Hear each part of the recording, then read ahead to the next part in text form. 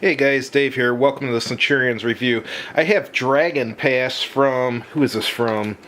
Avalon Hill. I picked this up at RockCon and included this book here. Apparently this book is somehow related to the storyline for this. I think the book said it's published by Chaosium, and I think Dragon Pass used to be called something and the Red Moon or something originally, so I guess this is about the storyline behind it. But anyhow, most of you watching this video probably know 10 times more about this game than I do. I just picked it up because I had it for $5 and it was opened, and I think it's missing a few pieces, but it's still playable. But I figured I'd check it out because I've known of this game's existence for years and years and never had a chance to try it. So let's see if we can figure out what this is about.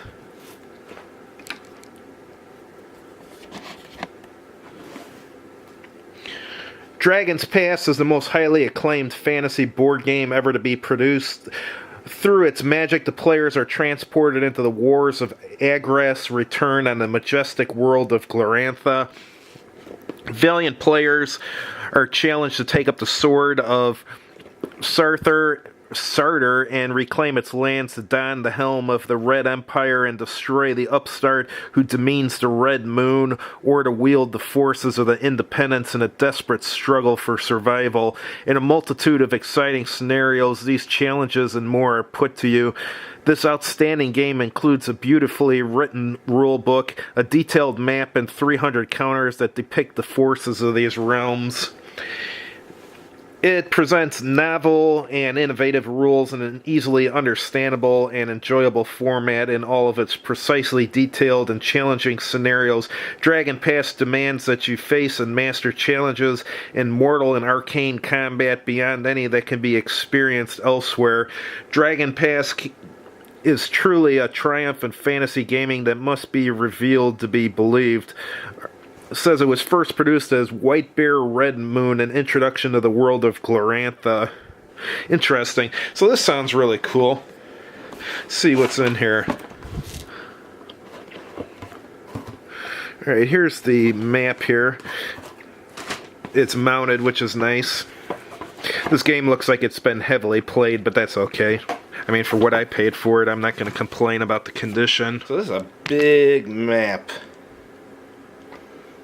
So it's got a lunar timetable, a turn track, and then it's got Earthshaker.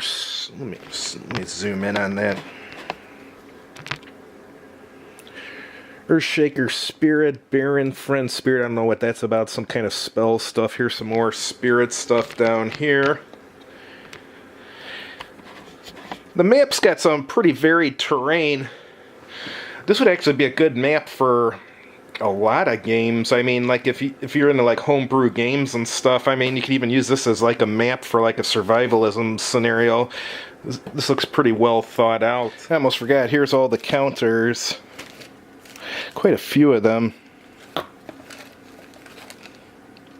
They're real simple. Just got the, oh, well, some of them, oh, they do have pictures on them. Actually, they don't look that bad for Avalon Hill counters. Yeah, for back then, this was about as good as a counter got. They weren't as sophisticated looking as they are now. But it looks like this guy was nice enough to sort everything out, so it'll make my job a little bit easier the first time I play the game.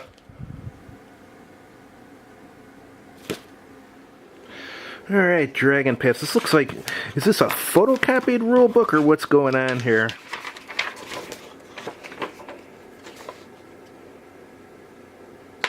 Oh, he looks like he copied a second one to give to his opponent he's playing against or something. Alright.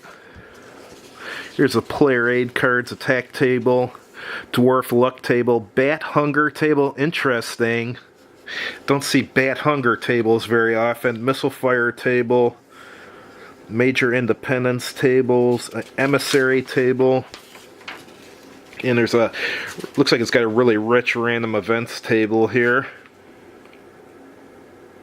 Assassin table, and here's the game turn sequence. Let's take a look at that. Diplomacy segment, random events segment, player turn, which consists of random movement phase, alliance phase, movement phase, exotic magic phase, combat phase, rally phase, and then the bookkeeping segment. Interesting.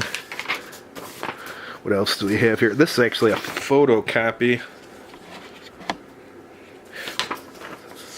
Is this another? Okay, so he photocopied another one for another player. Alright. So he's photocopied 3 player aids. Alright, and here's the original. Okay, let's take a look in here.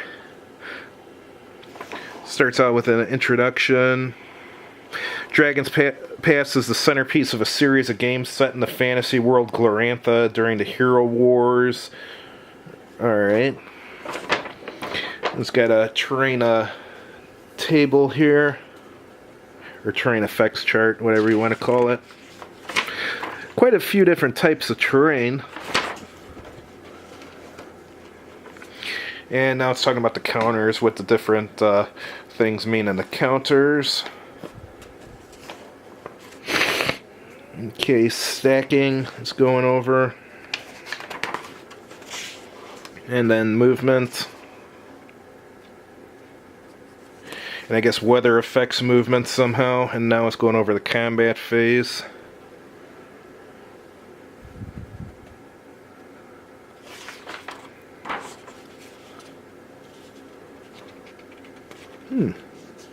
Pretty rich combat segment, quite a bit in there.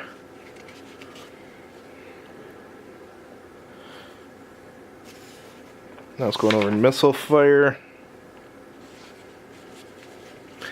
And there's a section on heroes and superheroes. Interesting. Superheroes and their best friends. Berserker option. There's even scapegoats.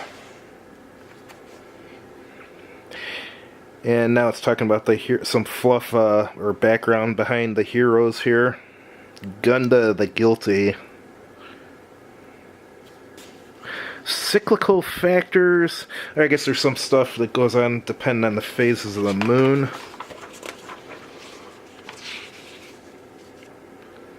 And it's going on more about these different creatures called Sarter exotics. And there's giant insects, crimson bats, crater makers. It's kind of cool they talk about a background behind all the creatures. That kind of makes the game more interesting. Alliances. Naked lady, or succubus, or whatever she is.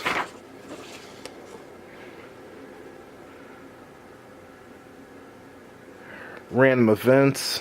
Okay, independence. Now we got dark trolls, black dragons. So it's almost like a monster manual in the back of it. Very interesting. Craig spider. Even have dinosaurs here. Dragon newts. Now it's going on about all the different dragons. Dwarf and his gifts. The Graysland pony breeders. Hydras, puppeteers.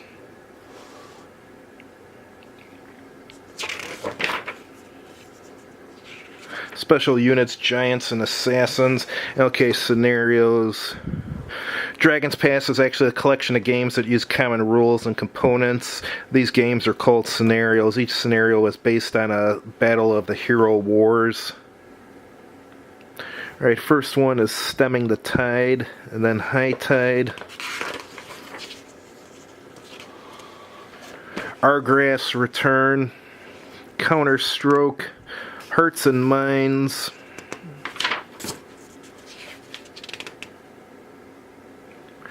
Rising of Tarsh. Marathon game. So about 8 scenarios. That's good. And more background on everything.